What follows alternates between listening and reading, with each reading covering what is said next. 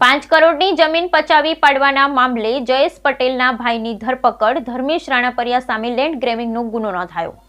જામનગરમાં 5 કરોડની જમીન પચાવી પાડવાના મામલે જયેશ પટેલના ભાઈની ધરપકડ. આરોપી ધર્મેશ રાણાપરિયા સામે લેન્ડ ગ્રેબિંગ. મયુર ટાઉનશીપમાં કોમન પ્લોટમાં દબાણ બાંધકામ કર્યું.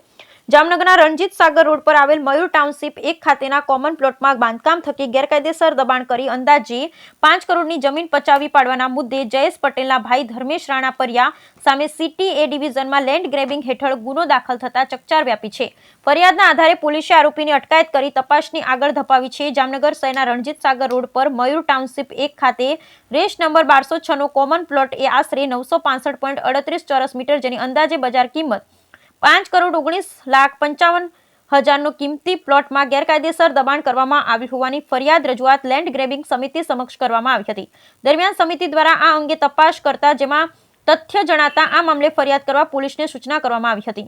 દરમિયાન મયુર ટાઉનશીપ શેરી નંબર 9 ખાતે રહેતા ધર્મેશ મુળજી રાણપરિયા વિરુદ્ધ સિટી એ ડિવિઝનમાં ધ ગુજરાત જમીન પચાવી પાડવા પર પ્રતિબંધ અધિનિયમ 2020 ની કલમ 4(3) 5 ગ અને ઇપિકો 506/294 ખ મુજબ ગુનો દાખલ કરવામાં આવ્યો છે. આ કામમાં ફરિયાદી રઘુવીર પાર્ક સોસાયટીમાં રહેતા જગદીશ રમેશભાઈ રામોલિયાના મૂળ પ્લોટ મકાનની બાજુમાં આવેલ રેશ નંબર 1206 નો 5.19 કરોડની કિંમતનો કોમન પ્લોટ આરોપી ધર્મેશ રાણાપરિયાએ પોતાના અંગત ઉપયોગ માટે સંડાસ, બાજમાં અને 2 શેડ બનાવી ગેરકાયદેસર દબાણ કરી જમીન પચાવી પાડી ફરિયાદી અને સોસાયટીના રહીશોને સુવિધા છીનવી લઈ અપશબ્દો બોલી ધમકીઓ આપી હતી.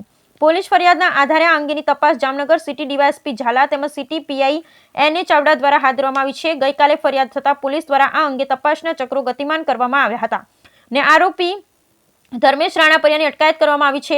અત્રે ઉલ્લેખનીય છે કે ધર્મેશ રાણાપરિયા સામે અગાઉ 3 ફરિયાદ થઈ ચૂકી છે અને તાજેતરમાં જ રણજીત સાગર રોડ પર આરોપીઓ ગેરકાયદે બાંધકામ પોલીસ અને એરેસ્ટ શાખાની ટીમ દ્વારા બુલડોઝર ફેરવી દૂર કરી જગ્યા ખુલ્લી કરાઈ હતી. દરમિયાન ધર્મેશ રાણાપરિયા સામે લેન્ડ ગ્રેબિંગ હેઠળ ગુનો દાખલ થતા ચકચાર ફેલાઈ જવા પામી છે. Bureau report Vishwanath Joshi.